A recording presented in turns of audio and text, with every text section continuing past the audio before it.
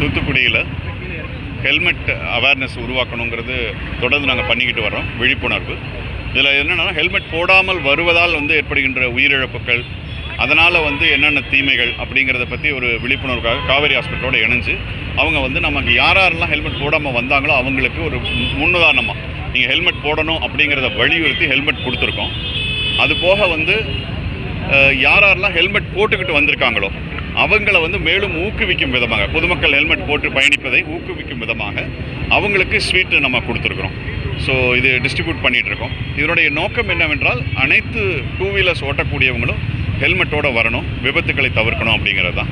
So இந்த மாதிரி விழிப்புணர்வு மூலிமா மக்கள் எல்லாரும் ஹெல்மெட்டை அணிஞ்சிட்டு வரணுங்கிறத வலியுறுத்தணுங்கிறது நான் கேட்டுக்கிறேன். அதையும் தவிர்த்துக்கணுங்கிறக்கான விழிப்புணர்வு ஏற்படுத்திகிட்டு இருக்கோம், நோட்டீஸும் கொடுத்துட்ருக்கோம். ஏன்னா காரில் சொன்ன மாதிரி அந்த சூழ்நிலையில் எங்காவது பேசிக்கிட்டு கவனம் சிதறி அது வேறு அவங்க உயிருக்கும் பாதுகாப்பு இல்லாமல் இருக்கும், வேறு மற்றவர்களுடைய உயிருக்கும் பாதுகாப்பு, இது சம்மந்தமாகவும் விழிப்புணர்வு ஏற்படுத்திக்கிட்டு வரோம். அது சம்மந்தமான வழக்குகளும் நாங்கள் பதிவு செஞ்சுட்டு வரோம். ஹெல்மெட்டு, சீட் பெல்ட்டும் அவசியம், அதையும் நம்ம போட்டுட்டு வரணும் அப்படிங்கிறத சொல்லியிருக்கோம். தேங்க்யூ. கடந்த ஆண்டுக்கு ஆல்மோஸ்ட் நியர்பையில் தான் இந்த தடவையும் அதே அளவுக்கு ஒரு 360 பக்கம் இதாக இருக்குது. போன வருஷம் 365 உயிரிழப்புகள் ஆகிருக்குது. இந்த வருஷம் அதுக்கு நியர்பையில் தான் இருக்குது. இருந்தாலும் குறைக்கிறதுக்கான முயற்சிகள் நம்ம எடுத்துகிட்ருக்கோம்.